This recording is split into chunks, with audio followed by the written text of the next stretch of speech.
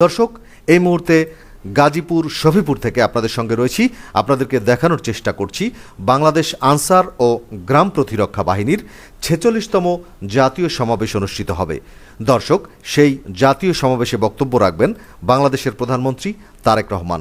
দর্শক, আপনি দেখতে পাচ্ছেন তারেক রহমান সেই শফিপুরের যে আনসার ক্যাম্পটি রয়েছে সেখানে রয়েছেন।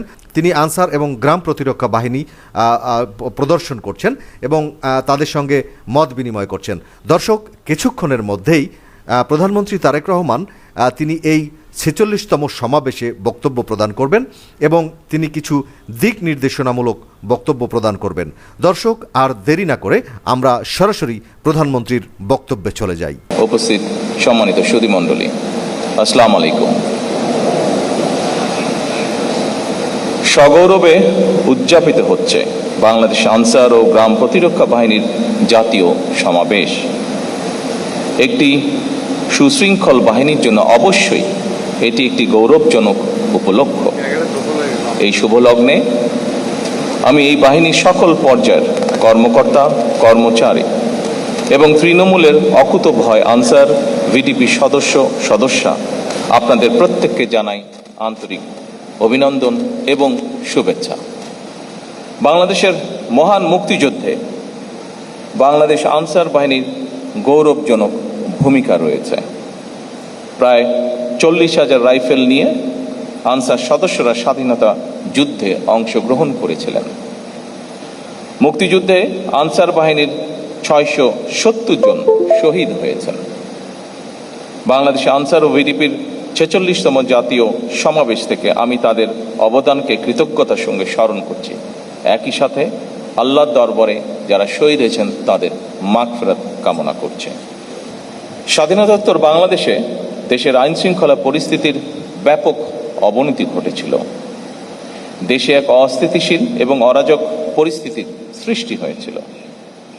দেশে গণতন্ত্র পুনঃপ্রতিষ্ঠা এবং শান্তি শৃঙ্খলা ফিরিয়ে আনতে শহীদ রাষ্ট্রপতি জিয়াউর রহমান বিভিন্ন পদক্ষেপ গ্রহণ করেছিলেন। এরই অংশ হিসাবে গ্রাম ও নগর পর্যায়ে শান্তি শৃঙ্খলা রক্ষা এবং সামাজিক নিরাপত্তা জোরদারের লক্ষ্য নিয়ে গঠিত গ্রাম প্রতিরক্ষা বাহিনী, ভিডিপি এবং আনসার বাহিনী একত্রীভূত হয়। যে কোনো দেশেই যে কোনো সুশৃঙ্খল বাহিনীর জন্য অনিবার্য এবং অবশ্যই পালনীয় নীতি রয়েছে চেইন অফ কমান্ড এবং ডিসিপ্লিন মেনে চলা। এই দুটি বিষয়ে সামান্যতম অবহেলা পরিলক্ষিত হলেও কোনো একটি বাহিনী সুশৃঙ্খল বাহিনী হয়ে উঠতে পারে না। আপনাদের এই বিষয়টি গভীরভাবে মনে রাখতে হবে। বাংলাদেশ আনসার ও গ্রাম প্রতিরক্ষা বাহিনী মানব সম্পদ উন্নয়নকে অগ্রাধিকার দিয়ে জাপানি ভাষা প্রশিক্ষণ, freelancing, digital marketing, 6G welding সহ বহুমাত্রিক ও চাহিদা ভিত্তিক আধুনিক প্রশিক্ষণ কার্যক্রম বাস্তবায়ন করছে, যা নিঃসন্দেহে সময় উপযোগী। এসব উদ্যোগ সরকারের আভ্যন্তরীণ ও বৈদেশিক কর্মসংস্থান সম্প্রসারণ এবং দক্ষ মানব সম্পদ গড়ে তোলার কৌশলগত লক্ষ্যের সঙ্গে সামঞ্জস্যপূর্ণ। ক্রীড়াকে একটি পেশা হিসেবে প্রতিষ্ঠিত করতে বর্তমান সরকার যাবতীয় উদ্যোগ গ্রহণ করেছে। খেলাধুলার বিভিন্ন ইভেন্টে যেসব খেলোয়াড়গণ কৃতিত্বের স্বাক্ষর রেখে চলেছেন, একটি বেতন কাঠামোর আওতায় এনে বর্তমান সরকার তাদেরকে স্পোর্টস কার্ড প্রদান করেছে। আপনারা নিঃসন্দেহে জেনেছেন আনসার ভিডিপির ১৫ জন ক্রীড়াবিদকেও বর্তমান সরকার স্পোর্টস কার্ড প্রদান করেছে।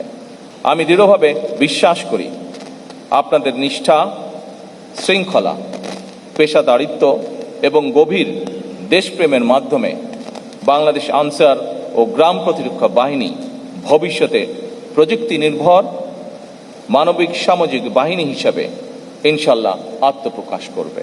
সবশেষে আমি বাহিনীর সকল সদস্যকে আবারও আন্তরিক ধন্যবাদ জানাই এবং আপনাদের উত্তরোত্তর সাফল্য কামনা করি। মহান আল্লাহ আমাদেরকে দেশ এবং জনগণের কল্যাণে কাজ করার তৌফিক দান করুন। আল্লাহ হাফেজ। বাংলাদেশ জিন্দাবাদ।